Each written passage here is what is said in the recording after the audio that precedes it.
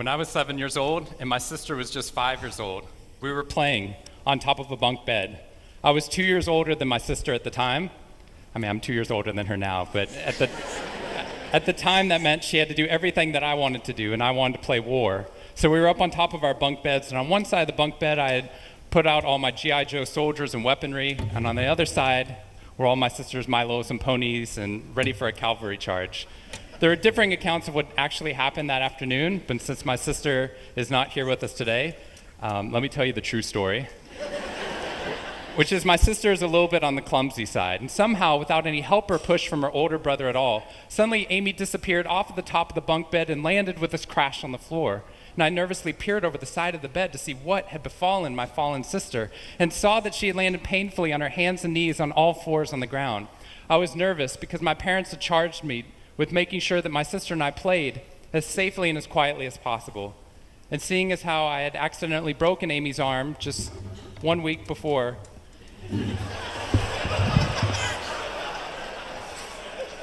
heroically pushing her out of the way of an oncoming imaginary sniper bullet,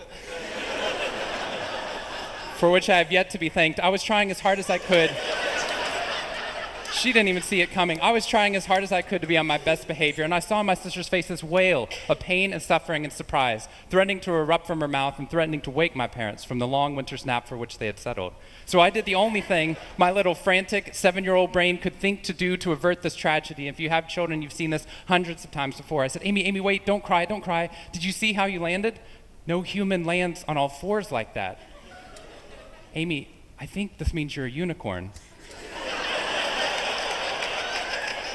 Now that was cheating, because there's nothing in the world my sister would want more than not to be Amy the hurt 5-year-old little sister, but Amy the special unicorn. Of course, this was an option that was open to her brain at no point in the past, and you could see on my poor, manipulated sister's face conflict, as her little brain attempted to devote resources to feeling the pain and suffering surprise she just experienced, or contemplating her newfound identity as a unicorn.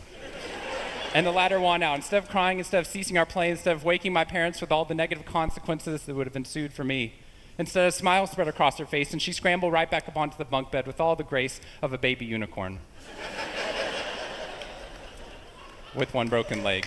What we stumbled across at this tender age of just 5 and 7, we had no idea at the time, was something that was going to be at the vanguard of a scientific revolution occurring 2 decades later in the way that we look at the human brain. What we had stumbled across is something called positive psychology, which is the reason that I'm here today and the reason that I wake up every morning. When I turn on the news, it seems like the majority of the information is not positive. In fact, it's negative. Most of it's about murder, corruption, diseases, natural disasters, and very quickly, my brain starts to think that's the accurate ratio of negative to positive in the world.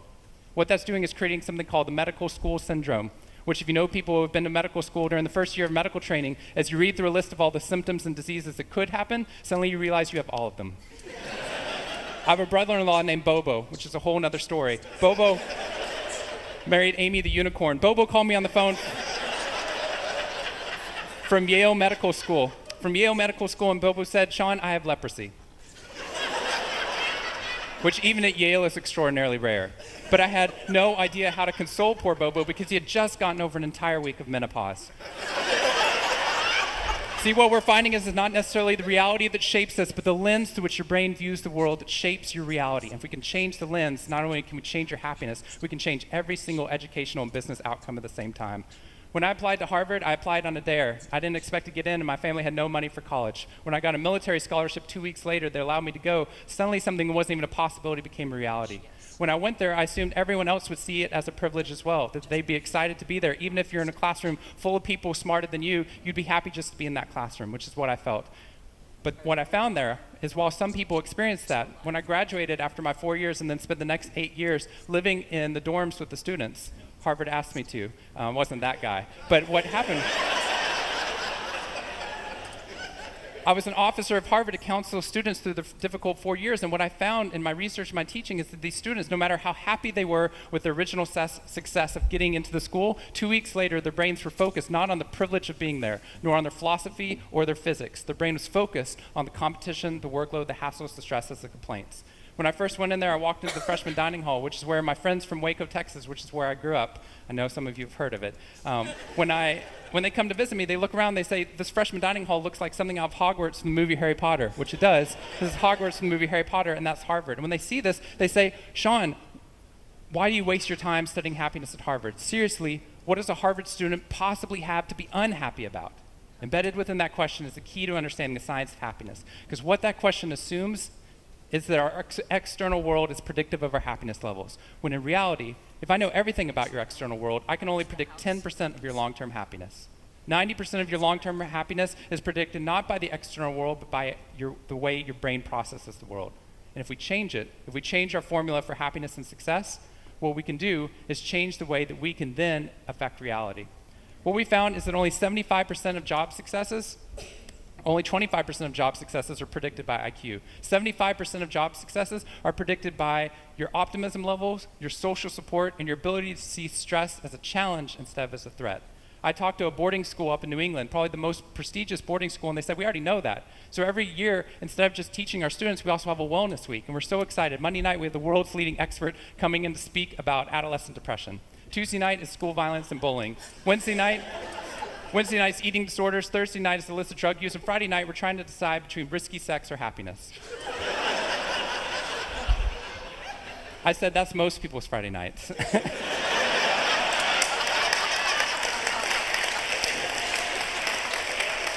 Which I'm glad you liked, but they did not like that at all. Silence on the phone. And into the silence, I said, I'd be happy to speak at your school, but just, that's not a wellness week. That's a sickness week. What you've done is you've outlined all the negative things that can happen, but not talked about the positive. The absence of disease is not health. Here's how we get to health. We need to reverse the formula for happiness and success. In the past 3 years, I've traveled to 45 different countries, working with schools and companies in the midst of an economic downturn. And what I found is that most companies and schools follow a formula for success, which is this: if I work harder, I'll be more successful. And if I'm more successful, then I'll be happier. That undergirds most of our parenting styles, our managing styles, the way that we motivate our behavior, and the problem is it's scientifically broken and backwards for 2 reasons. First, every time your brain has a success, you just change the goalpost of what success looked like. You got good grades, now you have to get better grades. You got into a good school, now you have to get a better school. You got a good job, now you have to get a better job. You hit your sales target, we're going to change your sales target. And if happiness is on the opposite side of success, your brain never gets there. What we've done is we've pushed happiness over the cognitive horizon as a society. And that's because we think we have to be successful, then we'll be happier. But the real problem is our brains work in the opposite order. If you can raise somebody's level of positivity in the present, then their brain experiences what we now call a happiness advantage, which is your brain at positive performs significantly better than it does at negative, neutral, or stressed. Your intelligence rises, your creativity rises, your energy levels rise. In fact, what we found is that every single business outcome improves. Your brain at positive is 31% more productive than your brain at negative, neutral, or stressed. You're 37% better at sales. Doctors are 19% faster, more accurate at coming up with the correct diagnosis when positive instead of negative, neutral, or stressed, which means we can reverse the formula.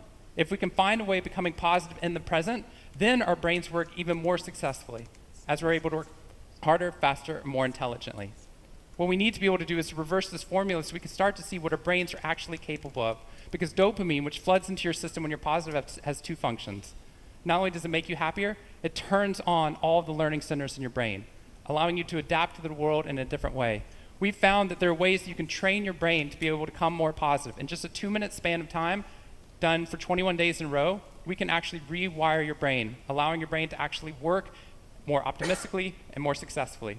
We've done these things in research now in every single company that I've worked with, getting them to write down 3 new things that they're grateful for 21 days in a row, 3 new things each day. And at the end of that, their brain starts to retain a pattern of scanning the world not for the negative, but for the positive first.